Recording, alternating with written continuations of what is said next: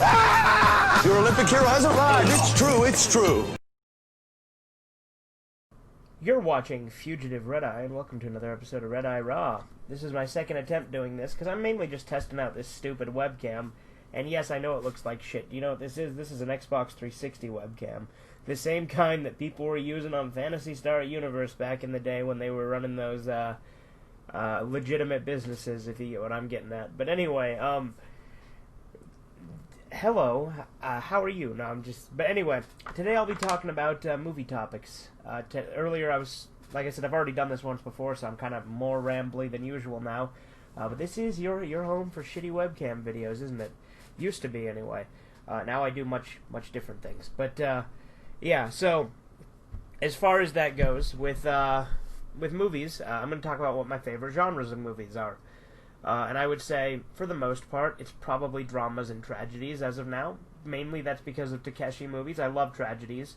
I think that sad endings are very fun for me. Like, not fun. Fun isn't really the right word. But I like sad endings. I think that they make the movie's ending more impactful to an extent. But I don't necessarily think that all endings need to be sad or anything like that, because that would just be too depressing. But it's funny, because I used to be very against like sad endings when I was younger. I used to not like sad endings. Now I love them. I love sad endings. I don't know why. It's just Takeshi movies and, you know, manga of certain kinds, like Devilman, you know, things like that. I love sad endings. So, the point is, that's, you know, drama and tragedy tend to be kind of my favorites. Like, with drama, obviously, you know, things like, Takeshi's movies have a lot of drama, you know, Sonatine, Fireworks, just all of them in general. But they also, you know, have some action to them. Not a ton, because the action isn't really Takeshi's thing. But, yeah, anyway. Other than that, I really like horror. With horror, I do tend to lean more towards, like, psychological, like, you know, creepy horror. Like, that's, actually, like, for instance, Color Out of Space did a really good job adapting it, I thought. The Nicolas Cage version, that is.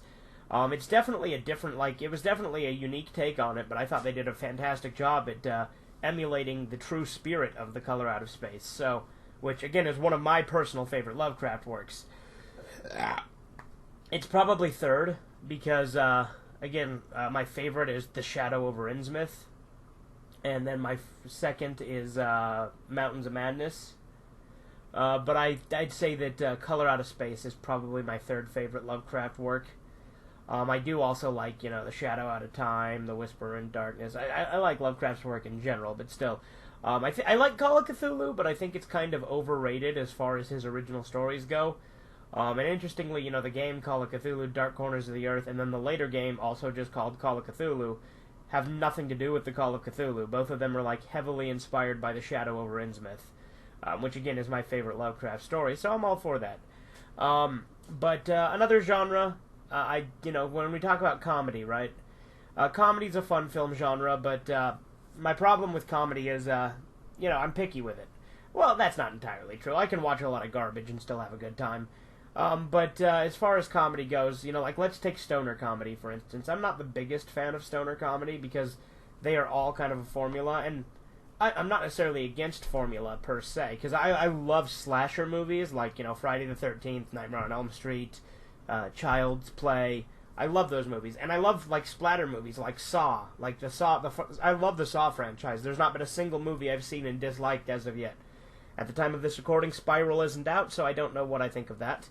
So, we'll see when that comes out. But the point is, I don't necessarily think formula makes something bad, and there are some stoner comedies I like. For instance, my absolute favorite is Dude, Where's My Car?, which is basically just The Hangover, but way before The Hangover did it.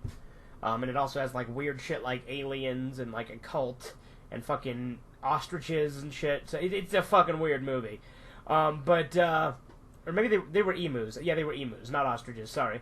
Anyway, when I say that they're formulaic, I mean, usually stoner comedies follow this formula. There's two buddies that are stoners, and they go on some crazy adventure either to get weed or while smoking weed and they usually are trying to go to some sort of party or to some end destination because it's like a road trip movie, and there's usually hijinks and shenanigans along the way. That's usually how stoner movies like all play out.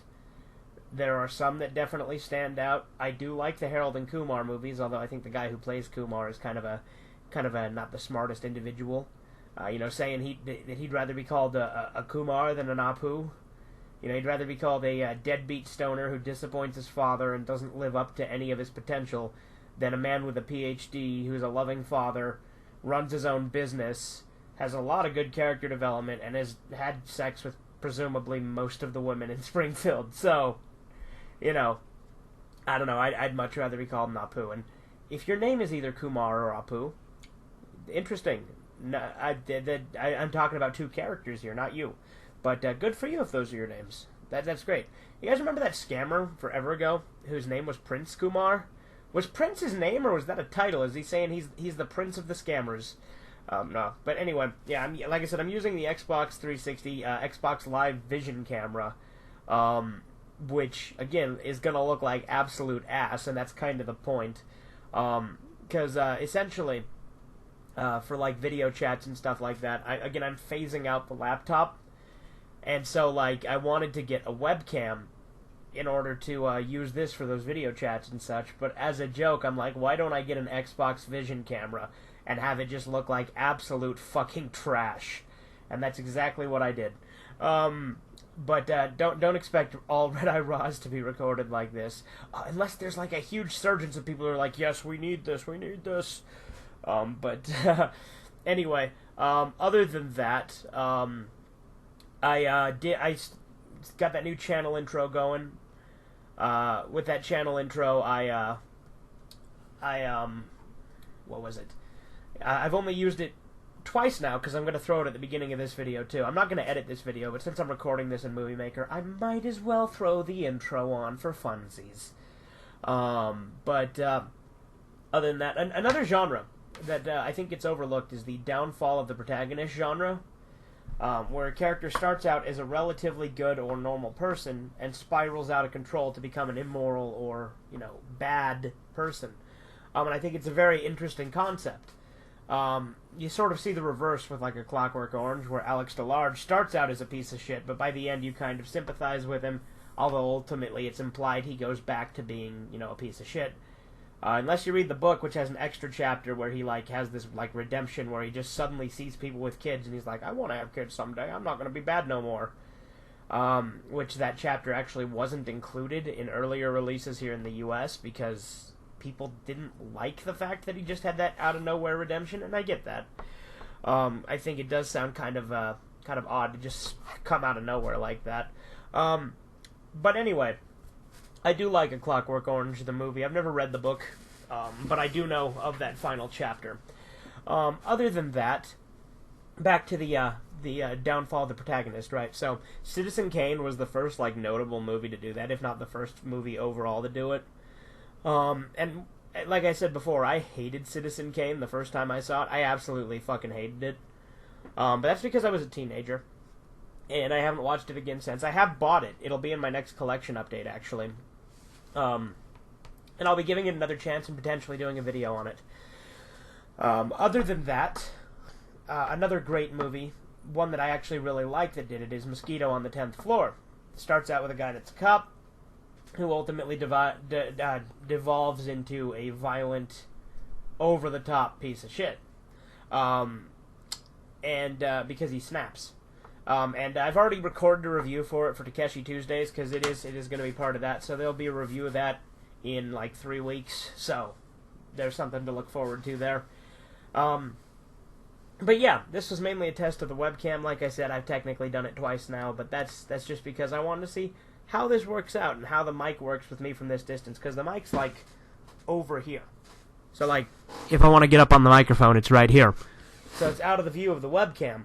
So I just want to see how the audio works when I'm this far back too. But I've rambled on. Toodles. This looks pretty interesting.